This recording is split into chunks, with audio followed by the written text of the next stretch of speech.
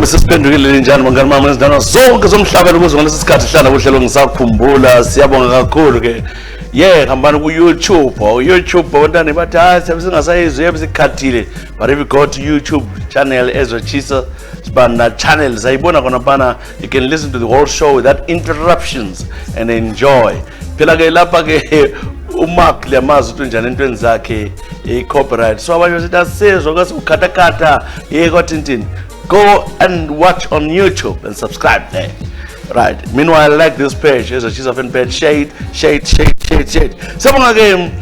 kunapana ke Rise, Harry's group of hotels. Selbonga kakhulu sincedisa ke here and there data bangani bethu siyabonga. Thank you very much. Xa kubulawayo njalo libuya amaningi ngama diaspora kathesi indawo zokuthi ucatshe indawo zokuthi ucambalale indawo zokuthi uhlalele ulale kahle ama hotel maningi ama lodges maningi ngobulawayo sile 13 zonke lezi ugcwele pam wonke ke uyathola lapho ithanda indawo yakho sihambalazo ke izincwadi zene lezibhalele lapha ke mana sibone ke vela ke ngibana umpendulo ngusindi unjani Sindi ke thisanya kubingelela ngibuye ke United Kingdom ngomnyaka ka 2003 ngilomntana eselama 2 months ngafika lapha ke ngoba sasilanda baba umntwana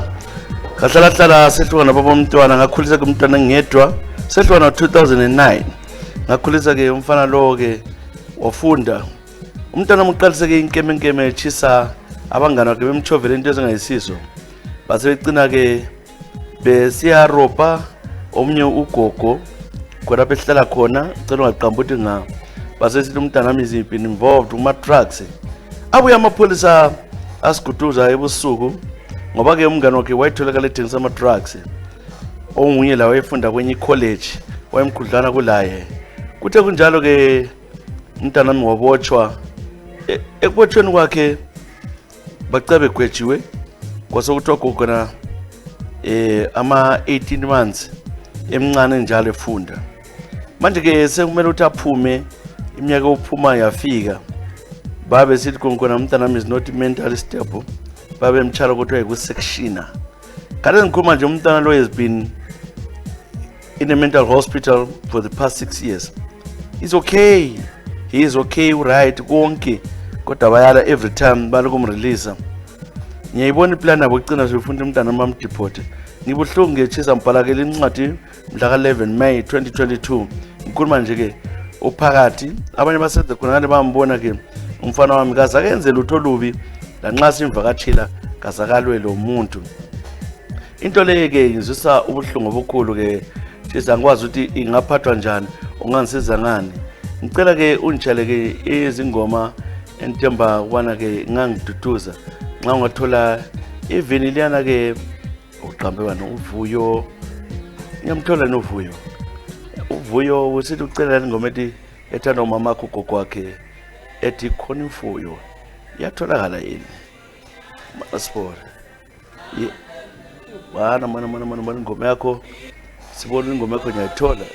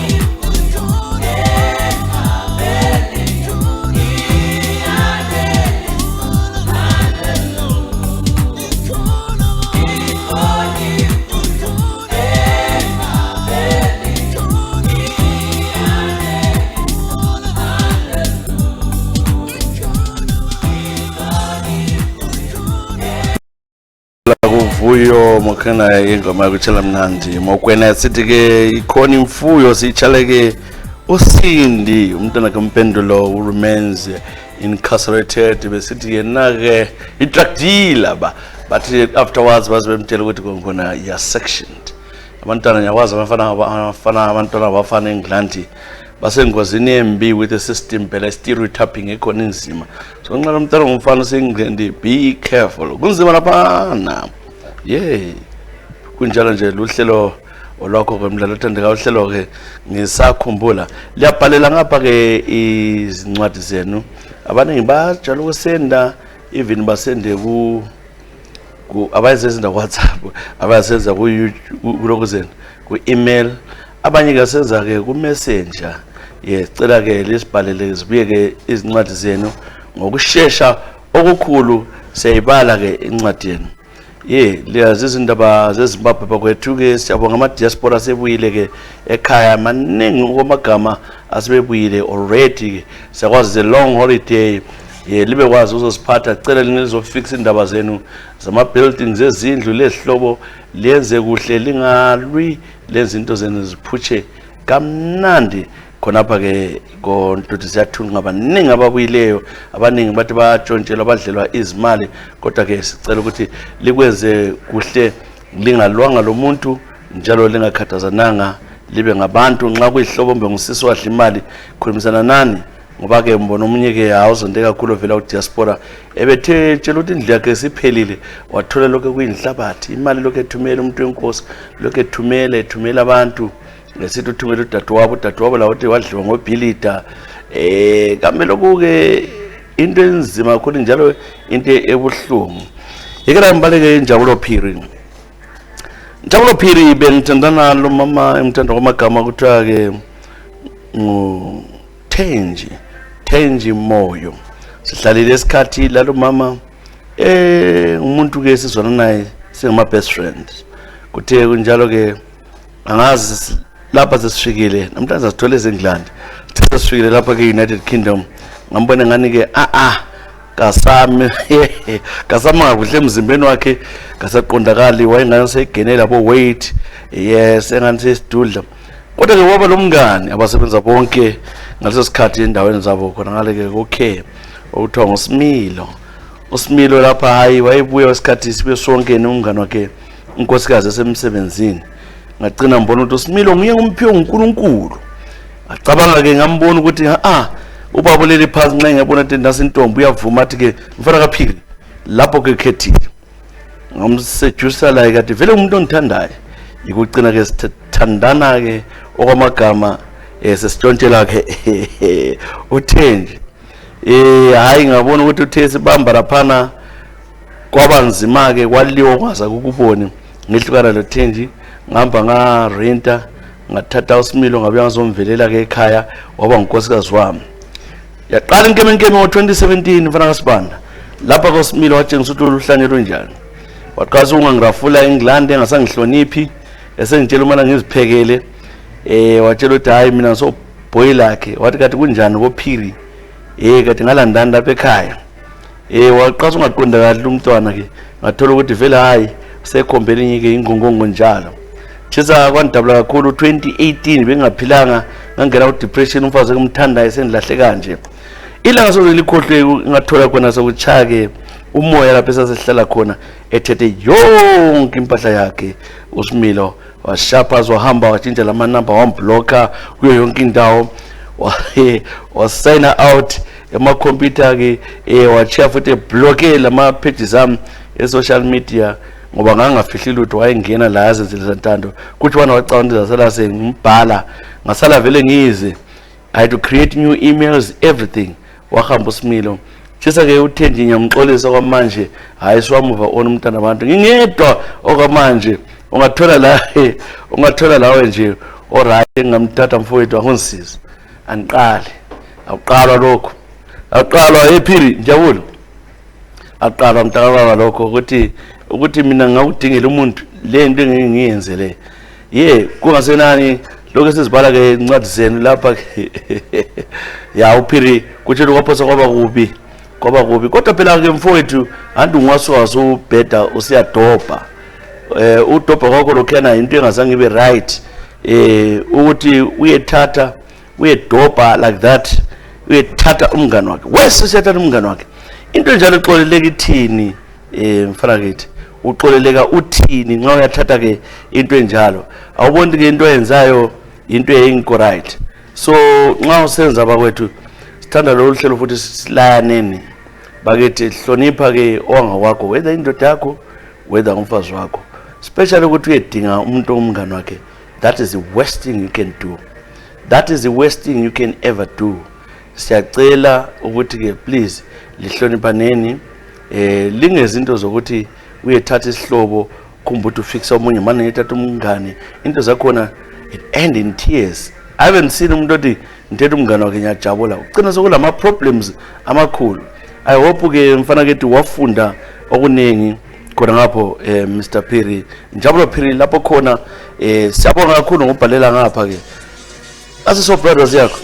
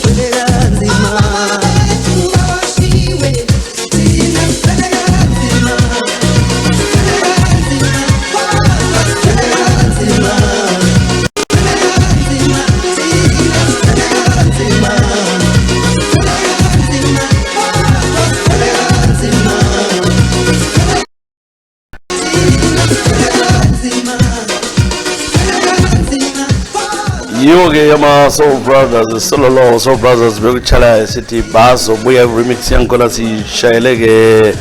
emlaleli wethu Njabulo Phiri. Yena-ke uzisolayo ukuthi hayi uSimilo asoSimilo lo semenzela ezinye izinto azakazibona. Iko kwenzakalayo. Doko, sorry ukuthi ngidoko, basop. Ungathi umuntu angabonelanga lutho. Kayilahle ekugcineni. Ikela ngibambeke yakuthokoza Mguni. Thokoza Mguni uthi chisa mina ngileminyaka ke-33. Ikhumbula ke ngile 25. Lapha ngahlana ke leni jaha lalisithi liyasebenza liyintatheli zindaba. Leli jaha lali lama cameras sithi sibenzela ke imisakazo eminingi njalo ke lawe liyakwazi liyasebenzela amaphephandaba uyaqhathwa la eCNN. Hayi mina ngajabula kakhulu ibizo lakhe uthiwa nguFarai. uFarai wakhona ngadiscover ukuthi yebo kulo Farai Sevenzo but lo wayengayisuye layo nguFarai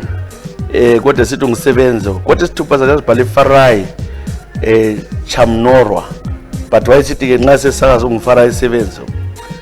So ukuthi omunye umuntu sentshela ukuthi ke ngilo Farai Sevenzo watshela ukuthi uFarai Sevenzo akayisuye lo sepicture. Lo muntu ke tshisa wangidlala wangithatha wangise banganini bakhe ehlobeni ze-fake. Umalumami wabona le hlobo ze-fake labo antu wakhe be-fake sithi ke umuntu ongithathayo. Wasegcina ke enguyo ke obhaliswayo ngoba ngase nginikwa imota ngabazali bami bathatha ke imota ukuthi hayi umkhonyana njalo senze umsebenzi thatha imota. Kodwa into enziwa ke nguFarai wahamba watshintshisa imota wayifaka ebizweni lakhe wachiya ngangibhalaka. Waba ke ubhoda ke le mota imota kaMama lo baba enjalo khona bebusy humanizing ebhoda ke dobha wonke amankazana. So Farai lo ukuthi ke simbone ku TV Dololo uthi sibone izitori zakhe emaphepheni Dololo omunye umuntu wambizela ke ukuthi ngizobukela iTV yeSouth Africa ngabona umuntu othiwa nguFarai Sevenzo okhona. Ngambuza ukuthi ke lamabizo afana nayo wabe ngitshela ukuthi khona hayi amabizo afanana. To discover ukuthi bepirate ngemota eyangikhaya. Kathi uNkulunkulu lalele uthi hamba kuPlumtree Road bevela wosala intombazana bebuya benze extend tuzane lapha osokule kombokodo khona. Bathana ke le khombi khona phana ke imoto yahle yaphela waqhamuka isandla walimala inkazana yakhe leke layo ke yasicina ke ishonela khonapho ke esportini. Sithe bizwa amapholisa athola ukuthi hayi akulamuntu onjalo sangakibo sathola ukuthi ke lezihlobo lezi ezitsho asozakhi aso Marimark aso Antwake thola ukuthi umuntu ke womaswingo owakwakuzilotshela enketha. Tshisa ngazokuhlungu ngaleyo langa imoto abazali bami ngakhala ngamchiye njalo esibhedlela namhlanje ngiyamfuna kumbona angikwazi ukuthi ongaphi. Hlanhla ke mina ngaswela ngesikhathi ngithanda la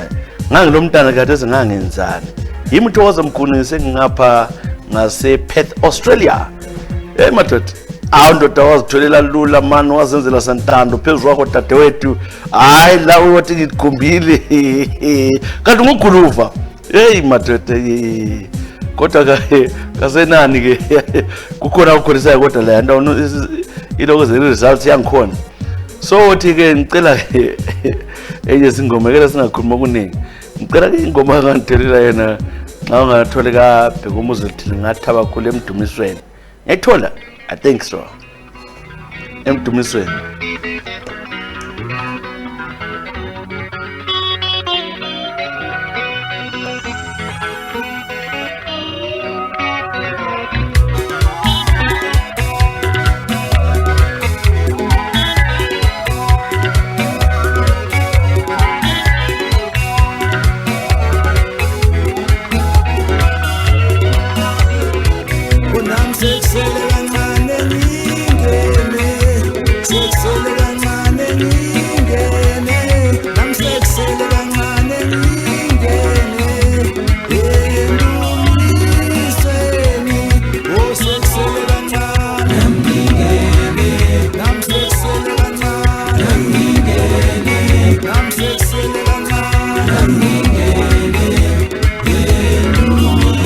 Seni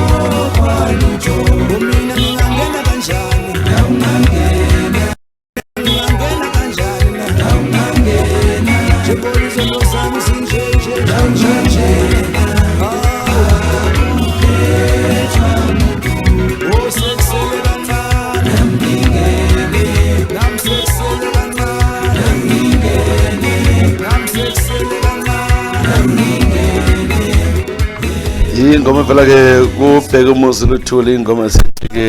asosele kancane emdumisweni ngoba ithiwa emdumisweni umuzi luthuli ke umoyi ke chaya khona la ke eMzansi Afrika ke sokuthisa kwamagama these days sibona labo pro bonke sebehamba bengagqoka ama jacket obongani sesihambela ke ngama chest phandle awuzenza ke indoda elayitshaya umathelela ngilokho esachaya ibhathi lakhe le winter ngoba ke angazi lezi insuku indaba yona yagodokotolo mathelela sake simcheckise emadokotela nxa iCovid ukhona osokhona mana sibambe ke vela ke kuBenjamin Dewa siyakubingelela kunjani Mr Dewa lapho khona ngaba le bad experience ngangihambela unkosikazi sesiya eSouth Africa ukuya shopa lo ke umnyaka ka1996 sasuka ke uBulawayo sagada ke amabhasi othiwa Translux ngiyakhumbula ibhasi le safika eSouth Africa sayihla ke khona phana ke Park Station sangena ubana singene eJozi phakathi siye 10 ngihamba la ngokwami ke intombi ke yakonyathi enhle amagama usihle sihamba laphana ke sithwele ke imali nge-5,000 rands bimali eningi sabeka ngaleso sikhathi ngoba ngavuka ukuthenga lamaphathi ngizothengisa la ifuna ukuthenga izingubo ezothengisa ekhaya sangena laphana ku Small Street eJozi le Small Street angazi ukuthi bavela babafana laphana ke hayi bahle bakhwahlaza bakhipha ingqambo omnye ethwele ke ipistol basidonsa phambi kwabantu besibukele saqhutshwa ke mina manje ngeBrooklyn ngilengisiwe basingenisa ke khona emkotweni bahle bangifaka isibhakela mina bathi imali yonke ingani bangisearcha lapha bathatha ke imali bathatha unkosikazi wami bamtshela ukuthi akhulule impahla ngaphansi bafaka imino khona ngale besithi ngofihlile imali bamdinga emabeleni yonke indawo basichiya sinje jisa bathatha le jazi lami engaligqokile lo mnyaka ke ngoJuly 11 1996 asozava ukhohlwa umntana umuntu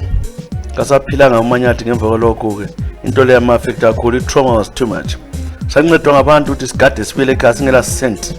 bethethe everything sabuyela ke ekhaya singela lutho ahlala unkosikazi wami wayesebenza nzima phela ekhaya ethunga ethengisa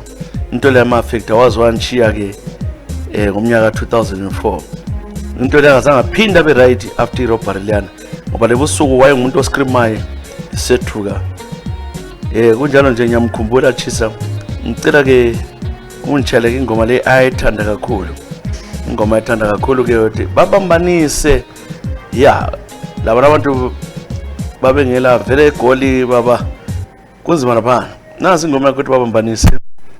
Benjamin Dewa namkhumbula inkosikazi wakho Sihle Nyathi lala nguthula Sihle.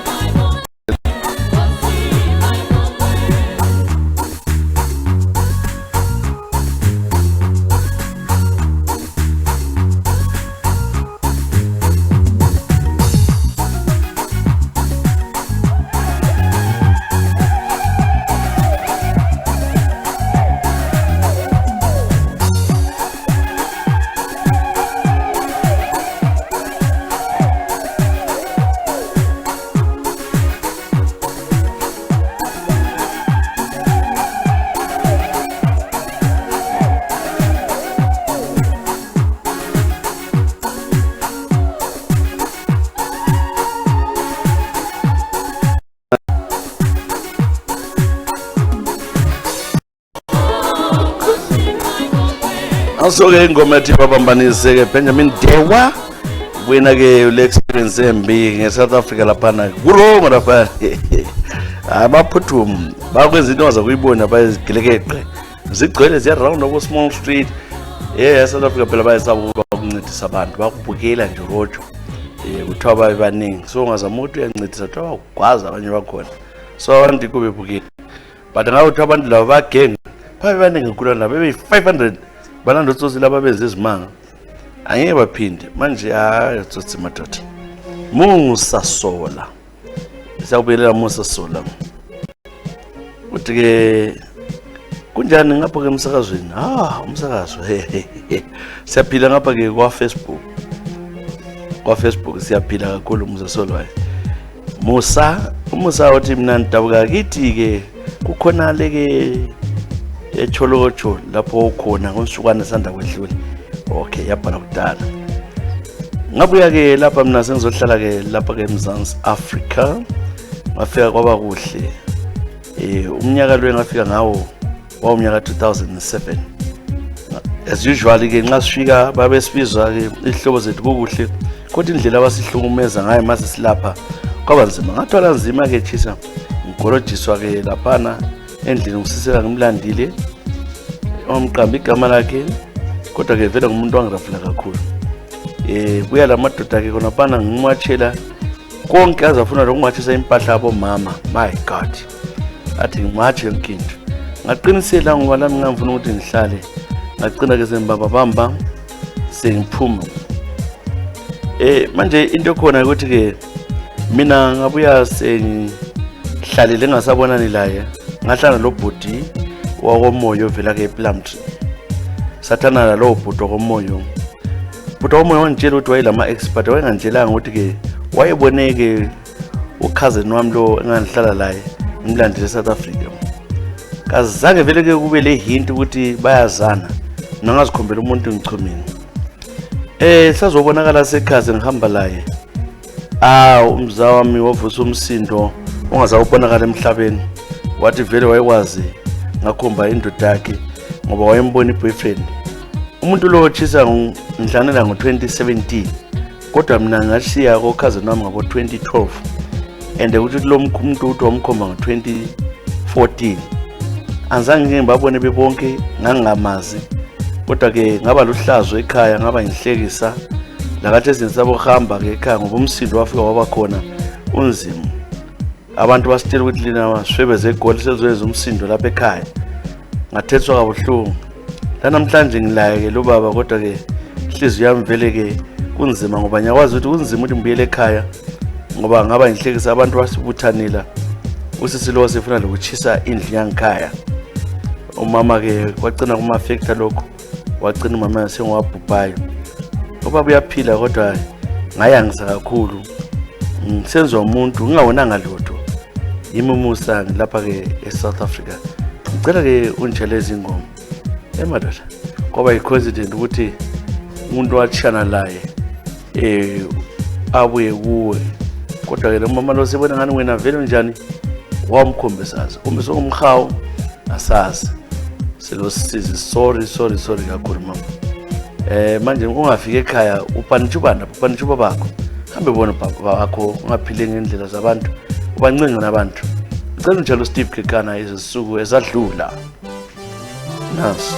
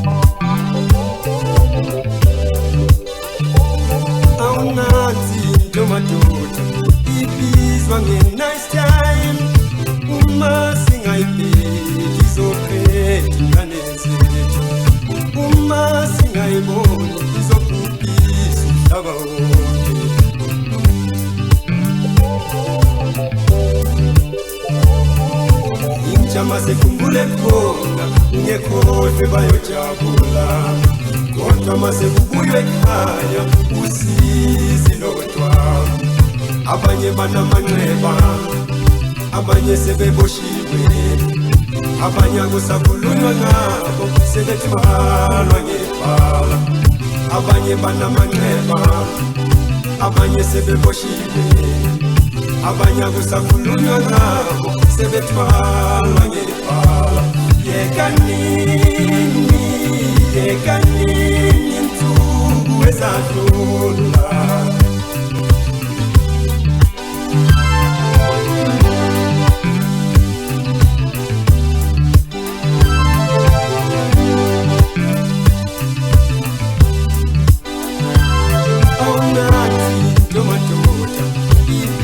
nice time uma singayibheki izoqeda inganese uma singayiboni izobhubhisa umhlaba wonke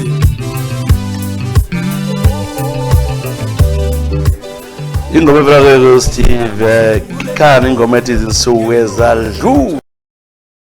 hey sakhumbula hayi indaba le ngifuna ukuhleka le incwadi ke ngizayibala futhi kodwa ke iyangihlekisa kakhulu ukuthi sizazama ukuthi sicinte sibale onye ukubalekayo ubhale into eziningi kakhulu kulesi mina ngikhana ngizama ukuyishorteni ukuthi ibe in brief ngoba it's too long xa singafaka ipage leyo i4 yabi 2 pages uyabhala umuntu nomuntu uthi mina ke intombi yakodewa Vuma Balanda yimi ke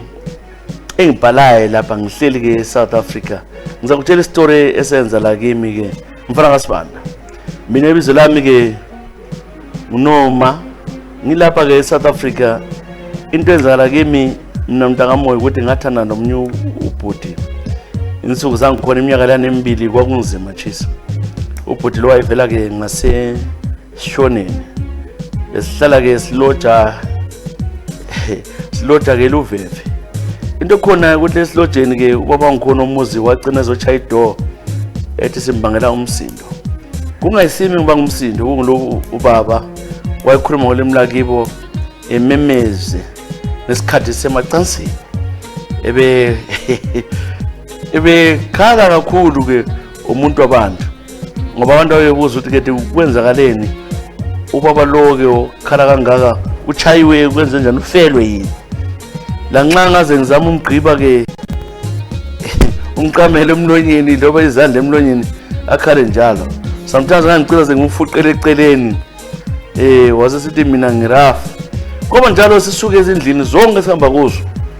umuntu lo chisa ngabona ke wayelokuthi demon kwakibo angimazi lo baba ukuthi wagcina ethubani ngoba kwakunyangisa I never enjoyed sex laye ngoba ke ukuthi vele sithi siyaqala uyaqalisa ukulila umntana abantu ibizo lakhe umbani baba Msarura so lapha khona angikwazi uthunga okunjana zaye ngubone mina ngoba laba singahlala labo uma zithulela abathi zwi ungani vela bezilutho lami kodwa ngicabanga ukuthi ke kwini engayingikho khona okumenza umuntu wenkosi alile like that kodwa abanye babecabanga ukuthi maybe kwenza ukuthi ngidale ukuthi vele umthetho wami umuntu kokholisisa ke obaba ngaphiwa so kade sangikwazi ukuthi chesela ngasoze ngilikhohle yililanga leke agcina ke ubaba lo weluveve eluveve yaba indlu yokucina elesa siloja kuyo wafika wakhabisa ivalo wasithe lesithala impahla zethu siphume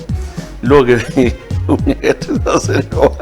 asoze ngibale lokho kunye ukubhalayo ke lihlamba ukuthi ke osenza hayi angazi mama umntana abantu phela kwesikhathi wayikhwelisa but uyakhuluma umuntu ethi hey baba namayi kwathini thini ubhala into eziningi lapha ndafa yini ndafa asazi ke kuchaleke ingoma angeke ngibale konke lokho ubhalile sili paragraph lapho uthi wayiba ngumsithini uyambhala lebizo lakho umfana kaMsarura sezamhlole bengcwe sethethe la nxa umuntu yakumela lokho wawukhona umfakela khona but kodwa phela enjoyment yekela khala umuntu wenkosi nxa sokunjiyana ke yeah hey ayikhona mana shali bachayiva ukuthi umoya wami awusekho lapha sukonto dizathunqa ntombi yakodewa aya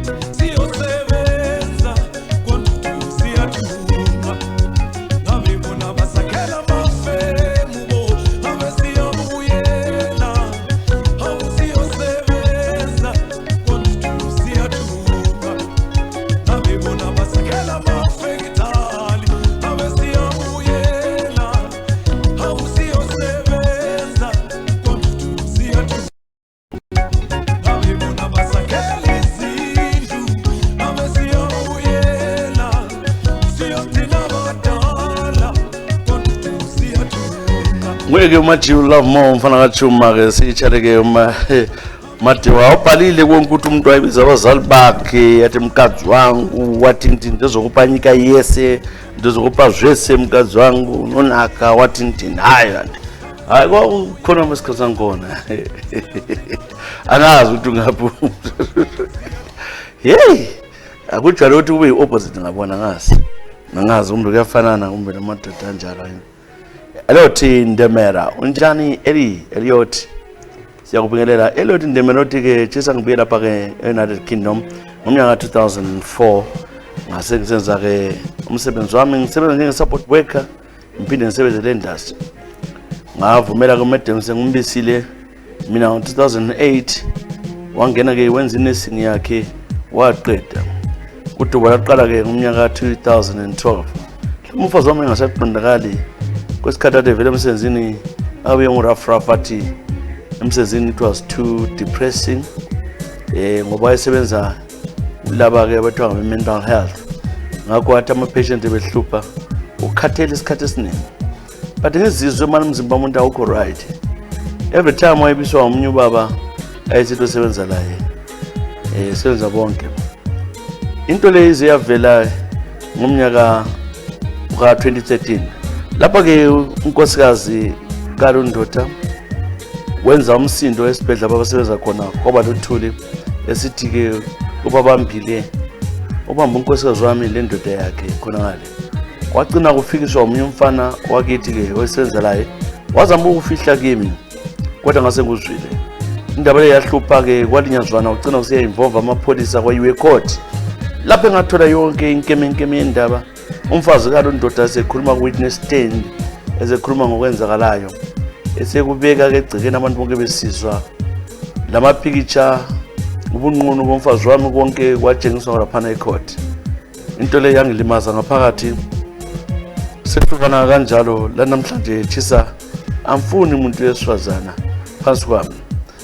khanya babelalana ezimoteni bayilalana kubo lapha yajwayele uhlala khona kwenye-ke ihhotela-ke othiwa i-travel lodge eduzane la ngaphi kube khathesi-ke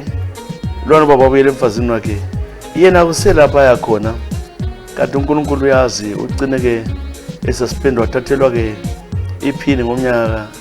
ka-2017 ngendaba enye futhi ye-misconduct emsebenzini ungaziphathi kahle ekhangela ama-patients ngiyabonga-ke tshisa Eliot Ndemera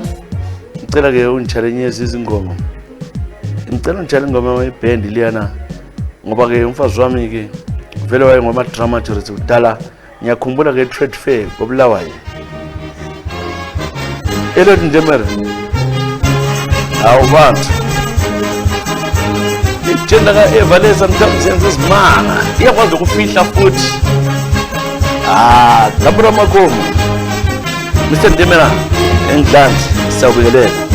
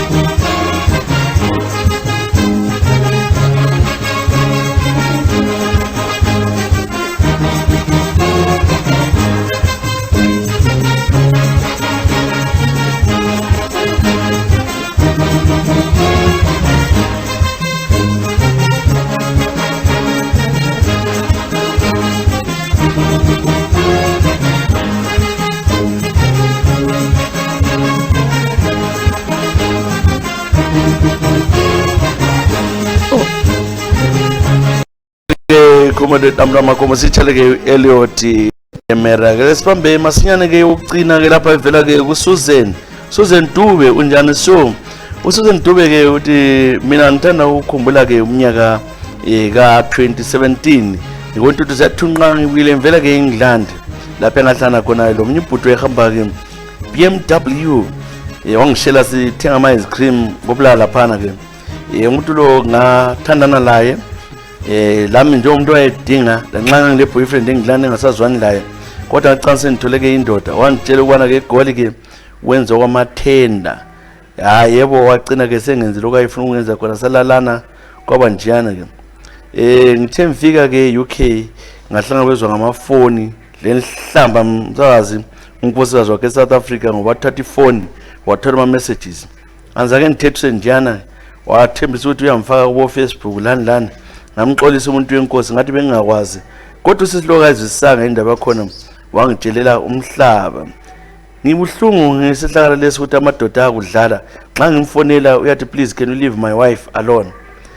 angizange ngilande ke ukuyachitha umuzi kodwa umuntu wangikhombisa ngithembisa ke ezulu lomhlaba kodwa lawo bangisichiphile man ufike lokufika uzokholisa lothi ubona ihloko zakho usucabanga ngocansi hayi man ay sithi bye siyabonga thanda ukungena ke umathelela ke labe Harris Group of Hotels igala ngizechisa sibanda kuhlelo ngisakhumbula bye